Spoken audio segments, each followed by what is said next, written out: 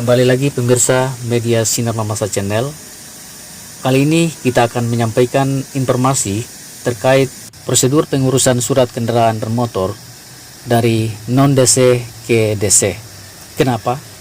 Karena tidak bisa dipungkiri masih banyak pengguna kendaraan bermotor yang belum mengetahui cara mengurus surat kendaraan bermotor. Apalagi yang namanya pengalihan dari daerah lain, misalnya dari plat DD ke DC. Berikut wawancara kami dengan Bapak Mas Wedi, Kepala UPTD Samsat Mamasa. Saya Mas Wedi, SPD MSI, Kepala UPTB Samsat Mamasa, sesuai dengan program Bapak Gubernur, program ABM, Anugerah Buat Masyarakat, itu memberikan insentif dua hal. Yang pertama, pembebasan denda pajak. Jadi masyarakat itu bayar pokoknya saja, dendanya dihapus. Itu yang pertama. Yang kedua, biaya balik nama kendaraan kedua, artinya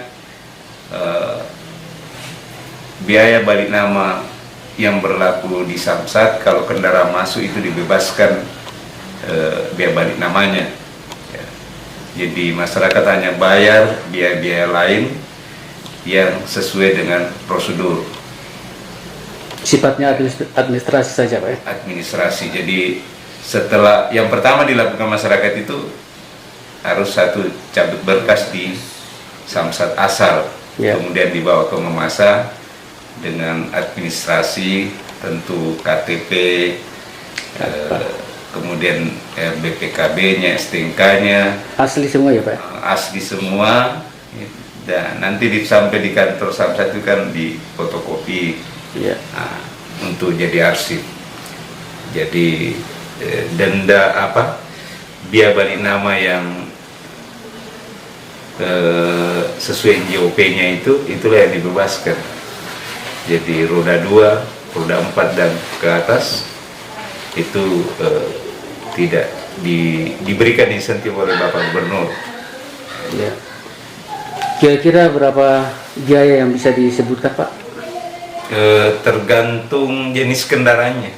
Jenis kendaraannya. Itu karena ada nilai jual kendaraan itu 1%. 1%, Pak? Dari 1% ya. Ya, 1%. Ada beda-beda sedikit, tapi kisaran itu 1,1, 1,2 sekitar itu, tergantung jenis kendaraannya. Jadi dinilai juga kendaraannya, Pak? Dinilai. Jadi kalau kendaraannya misalnya mobil 100 juta, harga jualnya yang tertera pada sistem, karena itu kan tiap tahun itu ada penurunan. Jadi berapa yang tertera di sistem itu, misalnya 100 juta, maka ya dibebaskan 1 juta. 1 juta ya? Ditambah lagi dengan biaya administrasi. Biaya administrasi ya itulah yang dibebankan kepada masyarakat. Banyak juga yang bertanya masyarakat, ketika pencabutan dilakukan, apakah di tempat asal itu dibayar pajak juga atau seperti apa, Pak? Selama ini, apalagi kalau menunggak, dibayar di sana dulu, diselesaikan dulu di sana. Jadi kemudian setelah dibayar pajaknya di sana, setelah sampai di tempat tujuan dibayar lagi atau seperti apa? Dibayar jika gitu. Makanya itu dicabut berkasnya sebelum jatuh tempo. Ya. Jangan sesudah jatuh tempo. Jadi sebelum jatuh tempo cabut berkasnya. Sehingga bayar pajaknya 1 kali. 1 kali. Iya. Jadi dibayar itu, misalnya kan jatuh tempo tanggal 30 November. Bayar sebelumnya itu. Supaya yang dibayar itu yang di belakang ya. Sampai yang di sini, sampai di sini tidak kemudian tertera di pembayaran asal. Tidakkah ada kemudian menunjukkan bahwa pajaknya sesungguhnya sudah dibayar atau seperti apa? Ya pasti kan dengan STNK-nya gitu. Itu akan terbaca bahwa dia sudah bayar di tempat asal, asal. Tapi kalau kemudian sudah dibayar di tempat asal, otomatis yang dibayar di sini cuma administrasi doang. administrasi itu tadi persyaratannya sebelum jatuh tempo. Kalau dia kendaraan menunggak maka dia bayar di sana semua. Iya. Baru sampai di sini ya tentu mulai pajak baru yang dibayar. Oh, tetap dibayar. Sebenarnya ini agak 50-50. Hampir Mm-hmm. kejadian itu bayar di sana bayar di sini. Hampir kejadian seperti itu ya. Kenapa? Karena itulah tadi terkadang masyarakat ya ada tunda-tunda atau apa. Maunya kan ini hari di sana selesai besok di sini. Kan begitu. Tapi karena terkadang tertunda akhirnya itu terjadi. Artinya segala persoalan kendaraan saya harap masyarakat ke Samsat bertanya. Iya. Jangan lewat tempat-tempat lain bertanya gitu, supaya tidak mengalami hal-hal yang kita tidak inginkan. Kenapa? Karena ASN kita itu sudah komitmen tanpa pungli. Jadi kalau ada ASN ku yang pungli, mohon maaf, silakan keluar dari Samsat. Kan begitu. Jadi dijamin Pak ya, tidak ada. Dijamin enggak. Apalagi di apa belit-belit kan biasanya masyarakat bertanya seperti itu. Kami tidak mau melakukan itu karena kami tidak mau dibelit-belitkan sana sini apa. Segera lengkapi. Kalau ada persoalan di luar dimanapun ya ketemu dengan UPTB ini. Jadi yang penting administrasinya cukup, selesaikan. Tidak ada persoalan. Tidak ada persoalan. Jadi itu tadi KTP, Semua surat kendaraan ya, dilengkapi dengan KTP. Karena nanti kan kalau cabut berkas itu kan nanti pindah ke sini kan harus KTP-nya, iya. harus namanya. Nah, kemudian masyarakat ini kan belum paham juga bahwa kalau kendaraan itu bukan namata, ya namanya di dalam. Sama saja bahwa kita itu pinjam kendaraan. Pinjam kendaraan. Iya, sehingga banyak finance itu ya, tidak menerima kalau bukan tidak sesuai dengan BPKB dengan KTP-nya. KTP-nya. Nah, ini kan masyarakat bisa gadaikan kalau kebutuhan mendesak. Nah, Jadi itu risiko-risiko itu kemudian ketika dia tidak sama pemiliknya dengan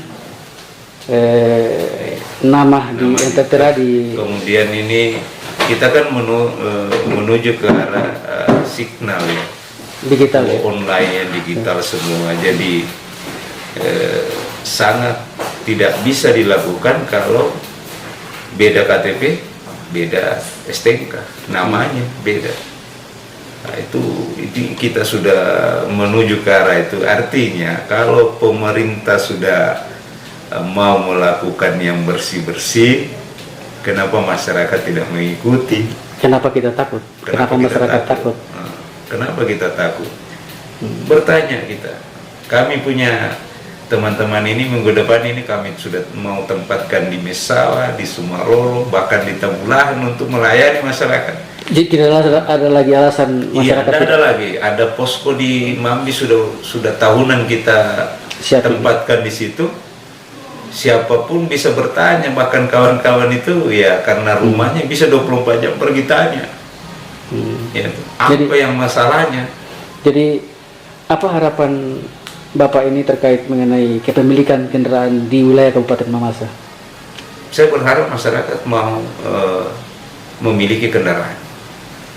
Atas namanya mereka. Atas namanya, karena bukan miliknya kalau bukan namanya. Iya. Besok lusa ada persoalan, maka misalnya kendaraan hilang kendaraannya dilapor. Siapa namanya di situ? Ini. Ya, Jakarta. Bukan kendaraanmu. Iya. Berarti diambil kendaraannya orang itu. Iya. Nah, masyarakat bayar pajak karena ini mendukung pembangunan kita. Dan terus terang Mamasa itu pajak kendaraannya tidak seberapa. Tapi bagi hasil yang diberikan ke Mamasa itu lebih besar. Bahkan 2 sampai 3 kali lipat. Ya. Jadi kita punya uang 1 dikasih 3 dari pemerintah provinsi. Karena ya kami ini Samsat orang provinsi. Iya. Ya, tetapi kami bekerja untuk kabupaten. Iya. Nah, itu. Jadi sangat saya berharap masyarakat Sadar ya. sadar membayar pajak karena pajak ini untuk daerah. Daerah. Karena itu segera lakukan balik nama.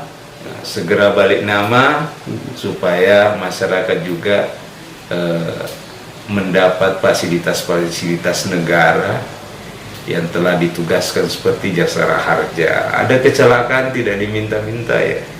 Ini motor saya, ini saya celaka. Itu manfaatnya ya Pak? Manfaatnya banyak. Ya. Kemudian itu kalau namanya di situ, namanya masyarakat, ya mau pasti dijual, mendapat. mau di apa gampang. Maksud saya tadi soal asuransi tadi, kalau misalnya ada apa-apa, kalau dia bukan atas nama dia, Nah itu kan otomatis dia tidak akan menimbulkan panjang pertanyaan. Karena harus diklarifikasi siapa itu. Nah, karena siapa tahu kendaraan dipinjam atau apa ya. Otomatis mendapat kesulitan di situ. Kita mendapat kesulitan memverifikasi, tapi kalau dia atas namanya, oh betul kendaraannya dia yang celaka atau di tempat lain celaka, tinggal kita cek, oh ini Pak. Kan biasa dicari itu, dicari siapa yang kecelakaan di situ. Jadi kalau kita ada informasi nomornya saja, oh nama ini, coba hubungi keluarganya. Coba jasa harja, hubungi keluarganya. Ada kecelakaan. Jadi pada prinsipnya Pak itu ya diharapkan kepada semua masyarakat untuk segera balik nama. Sangat berharap kepada semua lapisan masyarakat. Jadi saya kira cukup perhatian dari pemerintah dengan adanya pembebasan apa tadi? Ya pembebasan denda. Jadi Pak Gubernur ini ya itu tadi anugerah buat masyarakat Sulawesi Barat ini. Bukan cuma untuk Mama. Demikian laporan dari tim redaksi kami, Media Sinar Mamasa, Juberlin Ipan.